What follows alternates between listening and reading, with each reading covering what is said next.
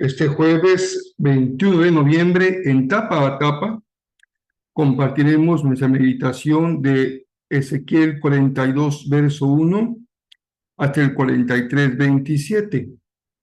Asimismo, la carta de Santiago, capítulo número 5, verso 1 al 20, el Salmo 119, verso 1 al verso 16, y finalmente Proverbios 28, verso 6 y verso 7. Esta serie tiene como propósito acompañarte en tu lectura bíblica diaria completa en un año. Hoy nos toca el día 326 y yo soy el pastor Rafael Pola. Me da mucho gusto compartir contigo la lectura y meditación de la palabra de Dios.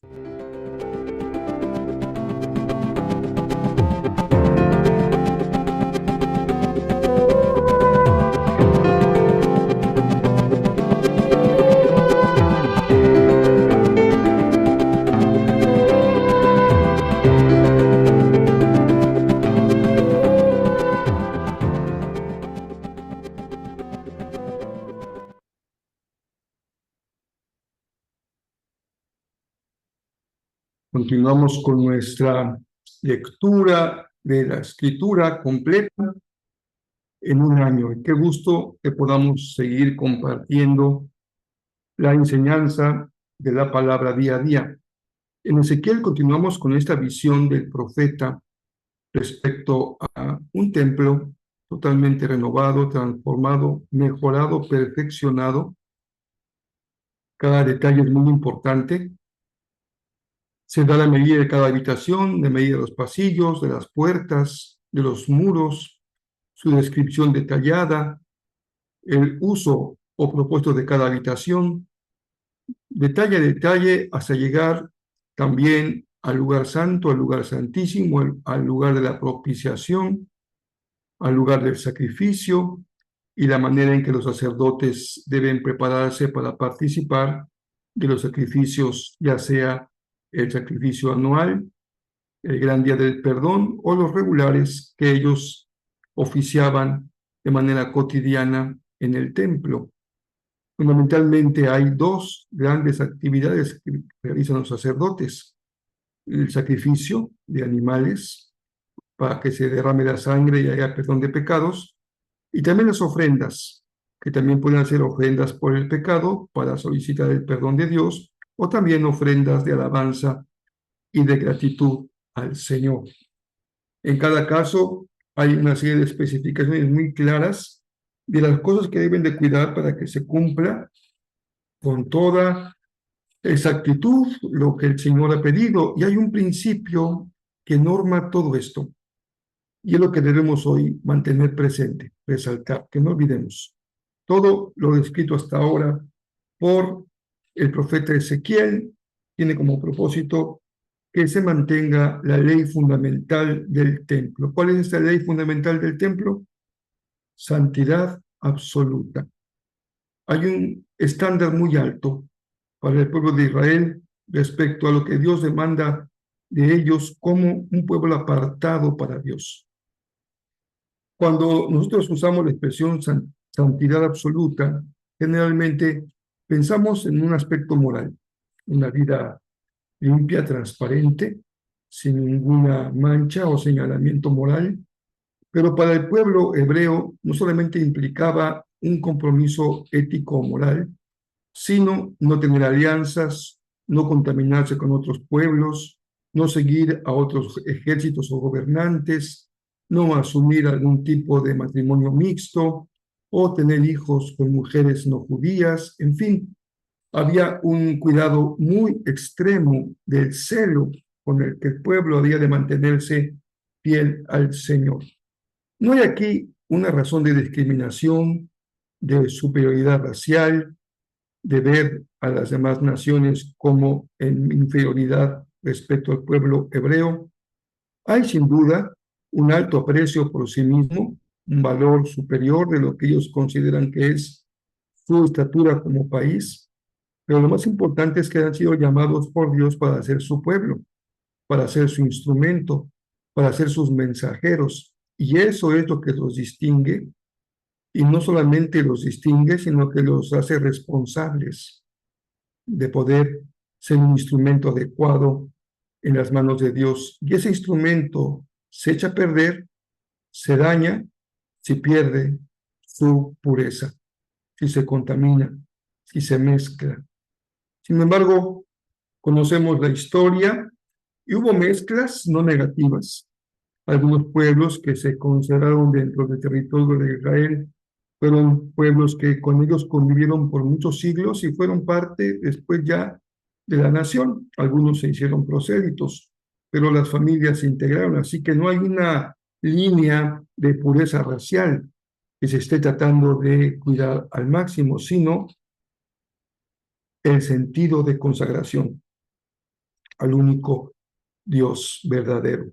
Si hubiera motivos raciales, entonces se prohibiría cualquier tipo de adepto y se permitían los adeptos si decidían confesar al Señor como su único Dios. El hecho de que Ezequiel sea sacerdote, pues le da todas las garantías, la información, el conocimiento de lo que es el templo, y por eso es un instrumento tan idóneo en las manos del Señor para comunicar esta visión, en donde la parte superior más importante es cuando esta visión de la gloria de Dios entra en el templo y decide permanecer ahí en el templo, reconociéndolo como el lugar legítimo de adoración. Si algo conservamos hoy, es este llamado a una santidad absoluta. No son temas de los que hoy se hable mucho, demasiado, ni siquiera suficiente. Y a veces tiene un cariz demasiado rígido en respecto a la forma de vida de los cristianos, llegando a extremos como el tipo de corte de cabello o el uso o no de un labial para las mujeres, o si pueden usar o no algún tipo de prenda. Y bien, sin duda que en el pueblo hebreo había regulaciones de todo tipo, pero el corazón es mantener una relación fiel, leal con el Señor. Un corazón para Dios, un corazón para el Señor, sin alianzas, sin mezclas, sin contaminaciones. Eso es lo que se mantiene en el fondo de esa enseñanza, y que Jesús, sin duda, es el mejor ejemplo de una vida total y absolutamente consagrada para el Señor. Santiago es una carta que hace, como hemos dicho ya, mucho énfasis en la práctica de la fe. Y es duro cuando critica a algunos maestros que supondrían tener mucho conocimiento bíblico, teológico, doctrinal, pero con una práctica que dista mucho de ser satisfactoria. ¿Por qué? Porque juzgan unos a otros, porque usan un lenguaje altisonante y ofensivo, porque son conflictivos, y todos sabemos que de esto hay mucho en muchas congregaciones. Personas con mucho conocimiento y altamente conflictivas. Lastiman mucho a la familia del Señor. Aquí te sacamos algunos consejos prácticos para ayer y para hoy. Primero, cuidado cuando tu posición económica es una justificación para ser injusto o explotar a la gente. Santiago es muy claro. Dios no permite que los cristianos ricos justifiquen o tengan su riqueza a la luz de una explotación de una persona, de un trabajador, de un asalariado. A los que sufren, Santiago les dice, sean pacientes y esperen la venida del Señor, y Él pondrá las cosas justamente en orden. Pero si ustedes se dan cuenta, no es un pedido de resignación, porque Santiago mismo está exhortando con dureza a los ricos de la iglesia para que no normen su comportamiento de acuerdo al reino de Dios, pero sí está procurando que los que están siendo lastimados tengan una actitud de paciencia frente a la vindicación del Señor, que resistan cuando les toca vivir tiempos de dolor, No, aquí no hay una generación de cristal. Todo nos duele, todo nos incomoda, todo nos molesta, para todos somos frágiles y somos como jarritos de tlaquepaque, cualquier cosa nos ofende. Dice Santiago, resistan. Hay muchos ejemplos en el pueblo de Dios de resistencia frente al dolor, porque hay siempre una razón superior por la cual podemos resistir. No debes abusar de la palabra del juramento, que tú sí sea sí y tú no sea no. No requieres decir nada más para justificar tu palabra. Y requieres de algo más, es porque tu palabra simplemente no vale. Estás buscando cómo hacerla valer. Nos enseña a orar unos por otros, a confesar nuestros pecados unos a otros y confesar, creer que la oración es poderosa para sanar incluso a los enfermos. No hay que buscar a alguien con un dote especial de sanador. Aquí es la vida cotidiana de la iglesia, dice Santiago, entre ustedes, oren unos por otros y el poder de sanidad es del Señor y Él va a sanar al enfermo si oran con fe en el Señor.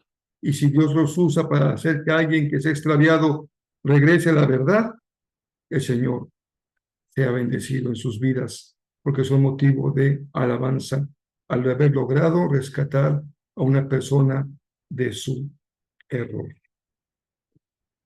Seguimos con el tema de la integridad. Estamos en el conocidísimo Salmo 119, que es uno de los salmos de la ley.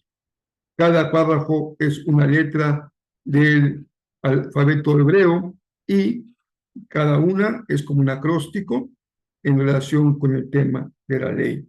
En este caso, el verso 1 nos da un preámbulo muy hermoso. Felices son los íntegros. ¿Quiénes son los íntegros? Los que siguen las enseñanzas del Señor. Ese era el tema de todo el Salmo, la enseñanza del Señor. Finalmente regresamos al tema de los pobres. Ahora en Proverbios, dice el verso 6 de Proverbios 28. Es mejor ser pobre y honesto que ser rico y deshonesto. Sin duda, que siempre hay mayor riqueza en los valores morales que en los bienes materiales. Si el Señor ha permitido que tú te mantengas en integridad, bendícelo. A veces cuando hay escasez, somos probados, porque hay cantos de sirena que nos ofrecen resolver el problema por la vía corta, saltándonos las trancas, haciendo lo indebido, tomando el camino fácil.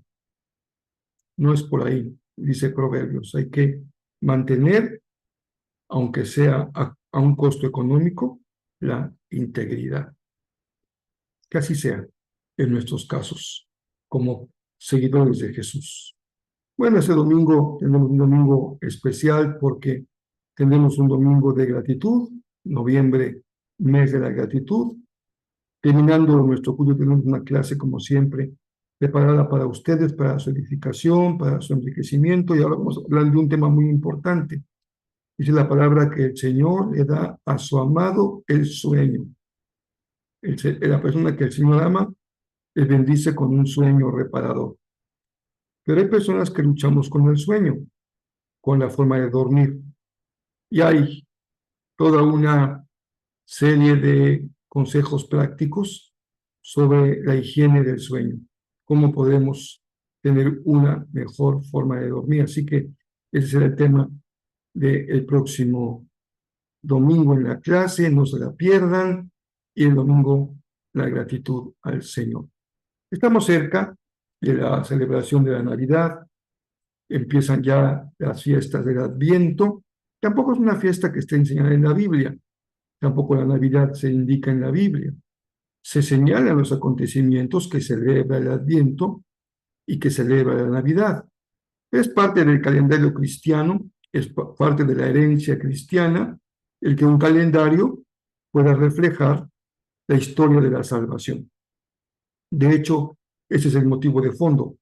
Se empieza el calendario cristiano no en enero como el calendario secular, sino en noviembre, última semana, que es el primer domingo de Adviento, que es la esperanza, el anuncio del advenimiento del Mesías. Y hay 4 domingos en los que la iglesia está expectante, preparada para el nacimiento del Mesías, la Navidad, pero también ahora es expectante con la esperanza del regreso del Señor. Una doble esperanza. La del nacimiento, que ya es celebración porque ya aconteció, y la segunda venida, que la seguimos esperando en el futuro. Así que empezamos el Adviento, enfilados hacia la Navidad, y recuerden que nosotros tendremos una actividad especial el día 24 y los días previos con una cena para Jesús, y la meta es, vamos por más de 100. Creo que ya lo rebasamos, pero espero que haya entusiasmo, que haya trabajo, que haya convocatoria, para que podamos tener en muchos hogares de personas carentes una noche especial. Si a Dios así nos usa, le vamos a bendecir con todo nuestro corazón. Por aquí nos encontramos mañana, si Dios nos presta vida, y hay que seguir leyendo la Biblia día a día, porque de ello comemos, diario nos alimentamos.